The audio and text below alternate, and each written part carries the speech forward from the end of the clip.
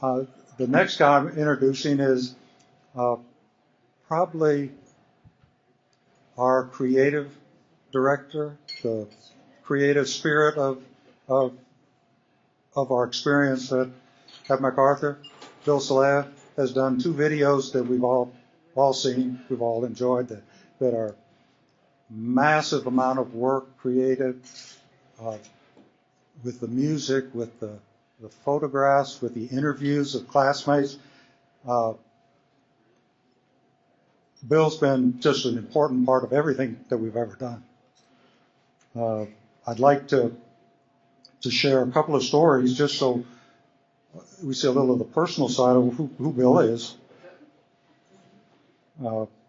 He used to be the stage manager at Austin City Limits. He said that he is a pissing buddy of Willie Nelson. One time, and that he's met a lot of these people. He's the guy telling them over there. He met Ray Charles. Says he introduced Diane Cannon to Ray Charles. Still waters run deep, and Bill is deep.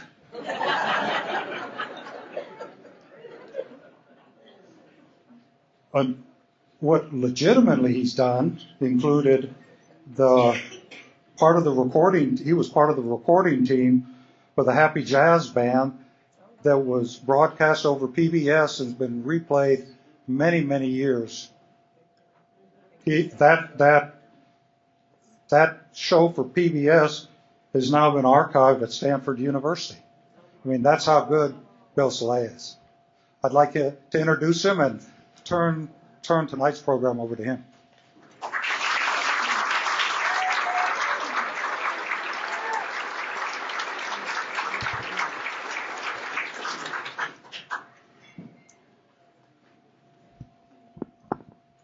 Okay, I think everybody here can relate to this next little story.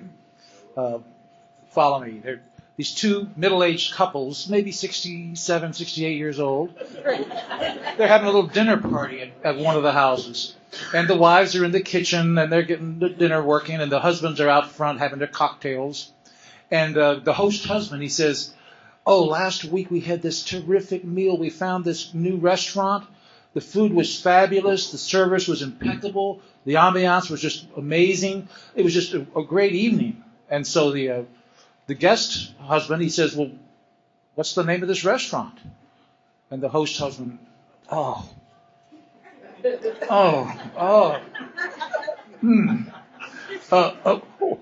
what's the name of that flower that the stem's got those thorns on it? And the guest says, "Rose?" So, "Yeah, Rose. Hey, Rose, what was the name of that restaurant?" You been there? You done that?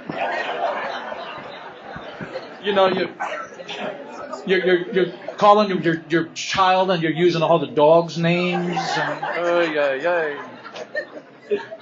Well, I know everybody's tired because they got up early to watch the big royal wedding, you know. So Mark Gainey actually went. His flight just got in. It was amazing. He's got rice in his hair. Check him out.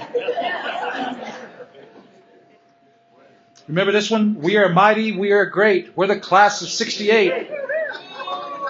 I had a couple of good ones for the class of 69, but I'll save those. Well, last night, many of us were at the Magic Time Machine for the Friday night event. And I thought, what if we actually had a magic time machine? We could go back 50 years and get a close look at who we were back then and what kind of world we were living in. You know, can you just quickly picture in your mind who you were back there in high school? Were you a fun person? Were you studious? Were you an athlete? A musician? Were you shy? Me, I kind of think of myself as the invisible dude. You know, I didn't get a whole lot of accolades. You know, probably most of you didn't have a clue who I was back in school, and probably still don't. And that's fine. That's fine. But what was your must-see TV back in the day? Laugh-In, Gunsmoke, The Monkees, Smothers Brothers, Hawaii Five-0, Gilligan's Island, Ed Sullivan, Mission Impossible, Soupy Sales. And what about the bands? Were you Beatles or Stones? Oh, really? Yeah, really. Then we had the Byrds, Buffalo Springfield, James Brown. Yeah. Good God. Did you have a secret crush back in school? You know? I don't have enough hands. You know? Is that crush here tonight? By any chance? Just saying. You know?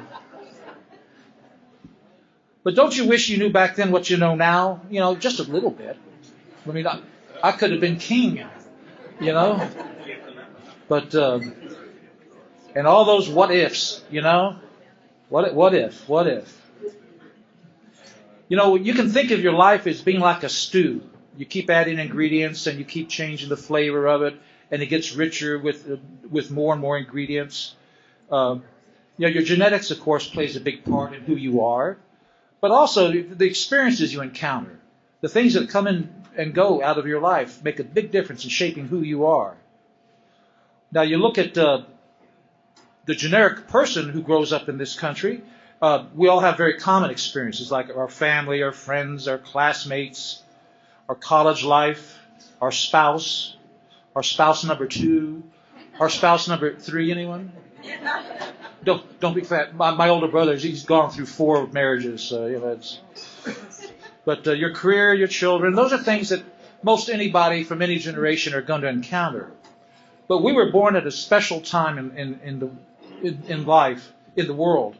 And everybody says, yeah, our generation was special. But I'm just going to walk you through a few of the things that we encounter, most of which you know. But I'm just trying to put this into a context of what ingredients went into our stew. You know, we were born in what they say interesting times. We were part of the baby boomer generation, which in itself was very unique. Raised with Depression-era parents. Did your parents save every single plastic bag they ever had, and every jar? You know, my mother had a garage full of jars and boxes, and you know, oh, that's a perfectly good paper towel. We can rinse it out and reuse it. You know, but think of it. They lived through World War II. You know, many of them fought in the war and certainly experienced that. And I can't imagine living with the specter of, wow, Hitler could actually pull this off, you know, and change the world. And thank God it had a happy ending. You know, we got out of it. But then we grew with the atomic bomb threat and the old tuck and cover and just that the bomb shelters. Did anybody grow up with a bomb shelter in the backyard? Boy, talk about the fun house, right? The mom, I'll be in the bomb shelter. You know. But then we had this amazing period of prosperity, and the suburbs spring up, and people are moving into the north side, the northeast area. We had Dr. Spock and his baby care book.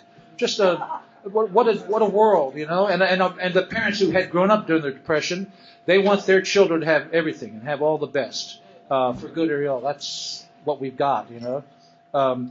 But we were the first generation raised with a television in the front room, which blows my mind. You know, that kind of a thing. Radio's fine, but now we sit there. What was that show where you put the plastic sheet on the screen and you had to draw? Winky Dink, and the kids that didn't put the plastic on the screen, you know.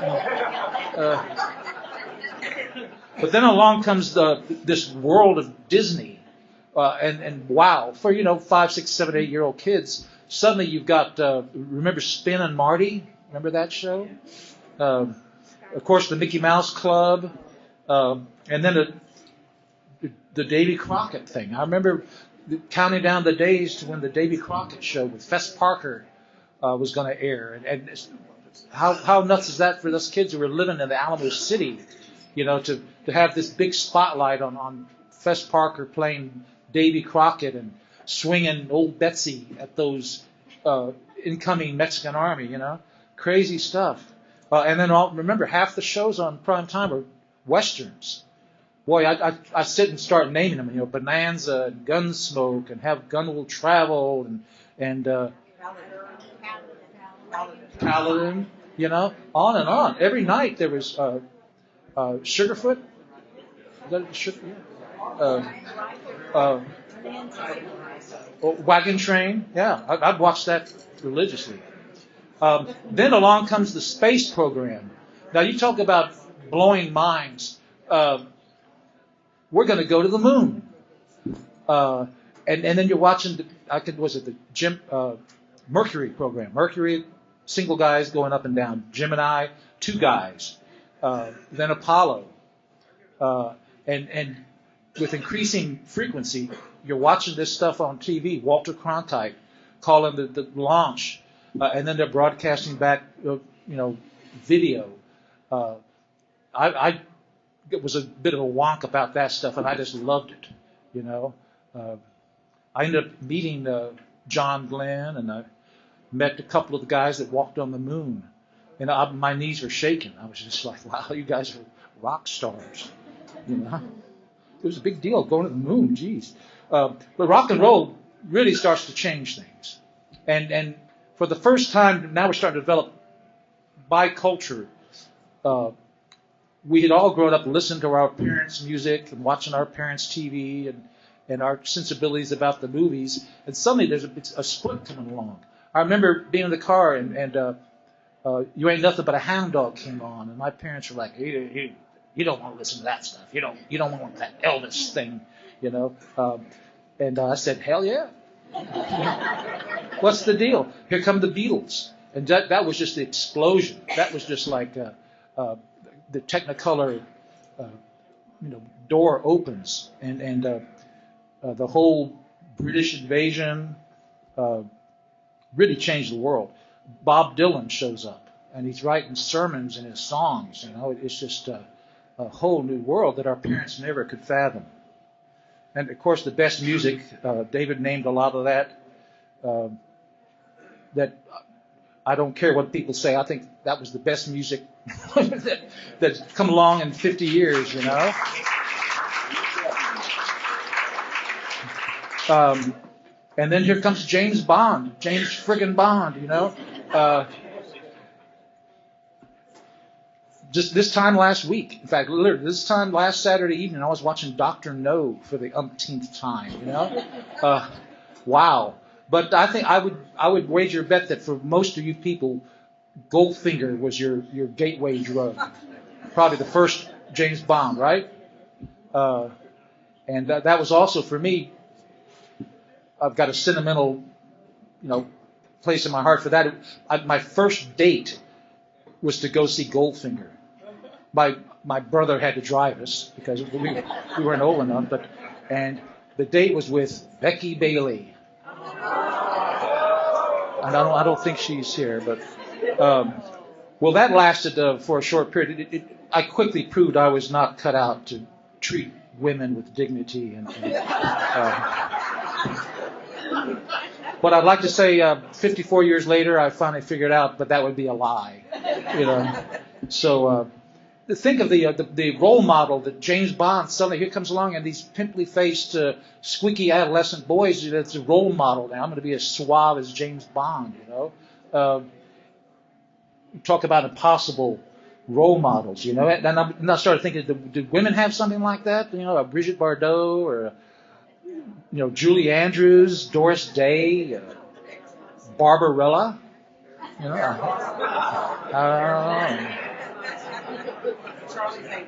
But Mae West, yeah, I don't know. I don't know. I'm asking. But things are really starting to speed up by the mid '60s. Youth movement is happening. Hippie culture starts appearing. The Beatles bring in the Eastern religions and the Maharishi.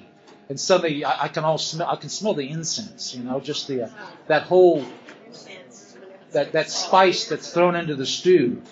Here comes the drug culture, and behind all of that, Vietnam is raging faster and harder and scarier. And of course, there's the pill. You know, uh, we were I wouldn't say the first, but early on, having that pill there just in case, just in case. And then you think about locally. We had Hemisphere, we had bicultural city, the Mexican culture apparent, and something I thought was interesting, all the military families that were in our area, MacArthur and such, and all the kids. I mean, all the kids. How many kids spent time overseas with their parents? You know, look what they brought to us. You know, plus they were kind of unique in their own way of learning how to make friends, and then your parents say we're moving, and you go to a new city and you start all over again, and you make new friends and you move again. That's just a very special ingredient thrown in the mix. But here locally we had Fiesta Week. Talk about nuts, you know. And then especially we had Mexican food and Lone Star beer, you know.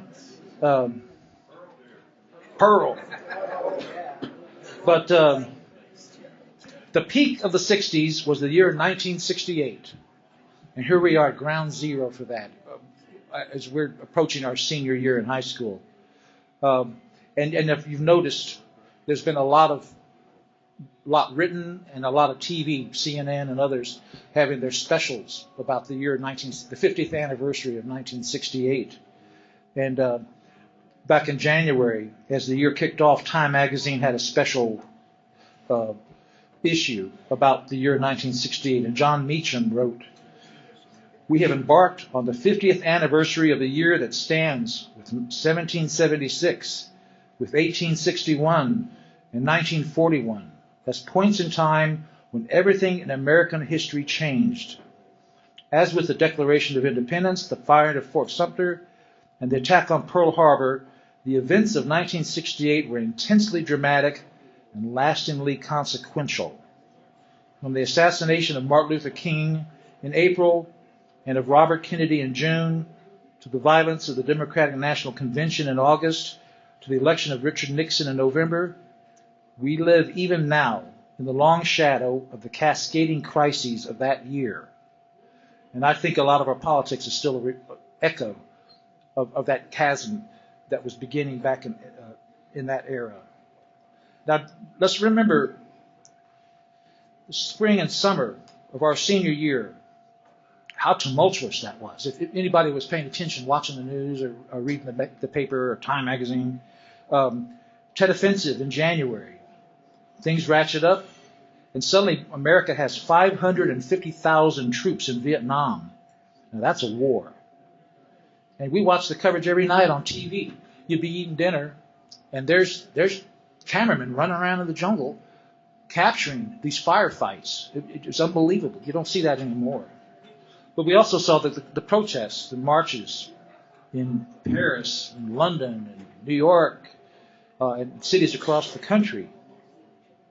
In March 31st, LBJ withdraws, and he sets the stage for Eugene McCarthy and Robert Kennedy to become the new faces of the Democratic Party. And 5 days later, on April 4th, Martin Luther King is gunned down, and the riots break out for many, many nights in more than 100 cities. Washington, D.C. is on fire. And you remember seeing that? Lord. And the next night, it's Chicago, it's Baltimore, it's New York. April 4th. And 2 days after that, April 6th, Hemisphere opens. And I don't know if you remember, but there was discussion whether we should do that. It was appropriate to launch such a festive event under the cloud of what was taking place in the country, but they went ahead and did it. And in late April, demonstrators at Columbia University take over the administration building. And 2 days after that, it happens at Ohio State. April 29th, the musical Hair opens on Broadway. Then on June 5th, shortly after our graduation, Robert Kennedy shot dead and changes the course of history. they say it was almost certain that Robert Kennedy would have been elected president, and we got Richard Nixon instead, and you can easily understand the contrast of those two administrations and how that would have affected the next several years in our country. And then on December 24th, Christmas Eve, do you remember watching three men in a small metal bucket orbiting the moon, reading from Genesis? Wow, what a year. I mean, any one of those events would have been historic. And here we were in the middle of our adolescence, preparing to graduate and go out in the real world. And this is just a daily thing going on, or periodically at least, going on. Now let's hop back in that magic time machine and go back half a century, exactly 50 years ago from this day, May 19, 2018. Go back to May 19, 1968. It was a Sunday. And on TV that Sunday evening was Bonanza, Smothers Brothers, Mission Impossible, and Ed Sullivan. And get this, on that Ed Sullivan show that night, Ed's guests were Joan Rivers, Joel Grey, the West Point Glee Club, and the Fifth Dimension. And the fifth, I can be real specific here. The Fifth Dimension performed Stone Soul Picnic. Surrey on down. What is Surrey anyway? Does anybody know what Surrey down? Also, the 20th Emmy Awards was on that night. And Get Smart won for Best Comedy and Mission Impossible for Best Drama. And of course, you remember we only had 4 TV channels back then. ABC, CBS, NBC, and it was NET. It eventually changed to PBS. But back in those days, NET, they had Julia Child was on back then, the French chef. The number one song on that Sunday evening was Tighten Up by Archie Bell and the Drells. Now, I think that's real weird. In the middle of the Beatles and the Stones and the Doors, number one song is Archie Bell and the Drells? I don't know. Also playing was Honey by Bobby Goldsboro, Judy in Disguise with Diamonds, Sitting on the Dock of the Bay, and the next number one song was to be Mrs. Robinson. The movie had been released back in December, and if you remember, we had like 2 radio stations. Were you a KTSA person or a KONO? Remember Ricky Ware and Bruce Hathaway? Beatles news for Sunday, May 19, 1968. John Lennon called Yoko and invited her over for the first time. That was their first time they were together. They dropped acid and they recorded that album, Two Virgins, the one that the cover got censored. And then later they consummated their relationship, which I'm not going to get into the details of that. But I would, some would argue that that day was the beginning of the end of the Beatles. Had he not made that phone call, or she was out of town or something, you never know what might have happened. But anyway, movies. That weekend, The Odd Couple opened. And boy, that puts you in the spot. That was so long ago. That was such an innocent time, wasn't it? The Odd Couple. The previous weekend, the opening was 2001: A Space Odyssey. And a month before that was Planet of the Apes. And I remembered when Planet of the Apes finally hit the drive-in, it was playing at the San Pedro drive-in, and my little foursome, must have been a 3-day weekend, because we went 3 nights in a row to see Planet of the Apes. Well, to this day, I've never seen the movie, but you know. And that week's Life magazine cover story was called "The Generation Gap." Our parents are trying to read the Life magazine. What's this all about? What are these kids up to? I don't understand what they're doing. So May 19, 1968 was in the middle of all of this tumultuous, historic chaos and wonder that was happening. It was 10 days from May 19 until we graduated. Here we were. Now, remember who you were back then. You know, what kind of person were you, you know?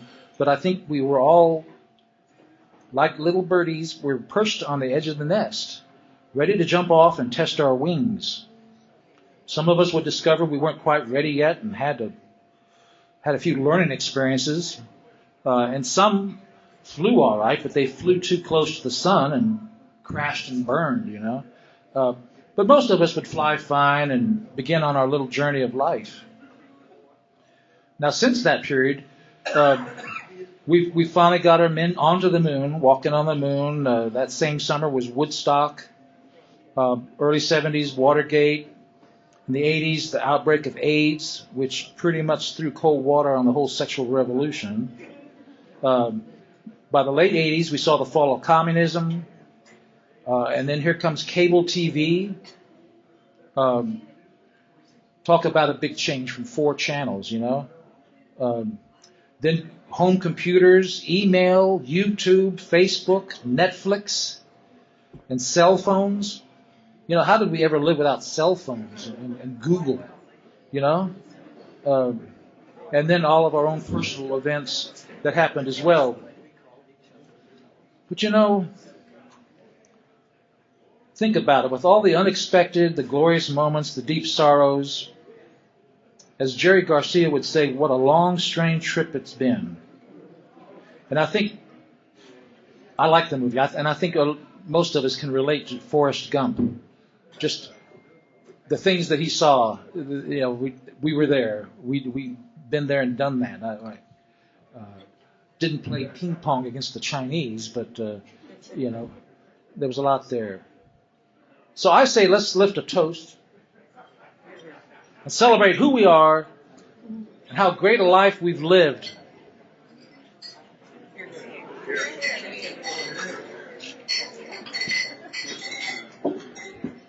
We're in our late 60s, right? How many people are 68 years old?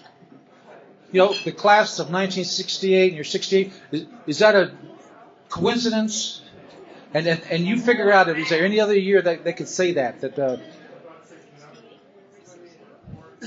they, well, do the math. By now, many of us are retired. I mean, who all's retired? You know? The balance of our lives have been wonderful. You know, laughs, loves, dances, hugs, sunsets. And of course, there have been some bad times and tragedies. But many of us have wonderful children and some grandchildren. We found peace with our demons, and we found strategies to make day-to-day life easier. And our stew has become very tasty indeed. And I think most of us can ultimately say the best word to describe our lives is wonderful.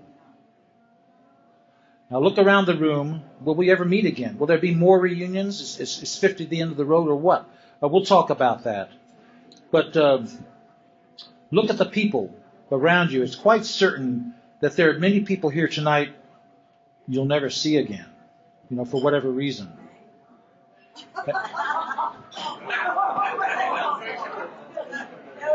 That was one of my favorite laugh lines, you know.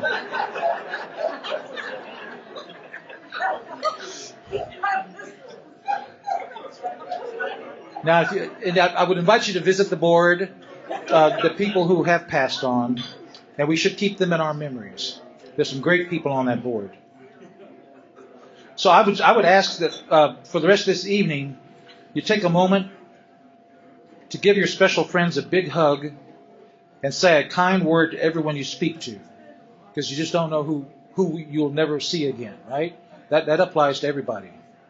And I would say give a wink and a nod and a tip of the hat to that young person you were 50 years ago. You know, about to graduate, maybe a little naive and a little scared, standing on the brink of your rest of your life, having no idea. I had no idea what was ahead of me, you know, when I was 17 years old. And it's been a hell of a journey. So be proud and grateful you're a member of the wild, wonderful, very exclusive, and historic class of 68. We are mighty, we are great, we're the class of 68.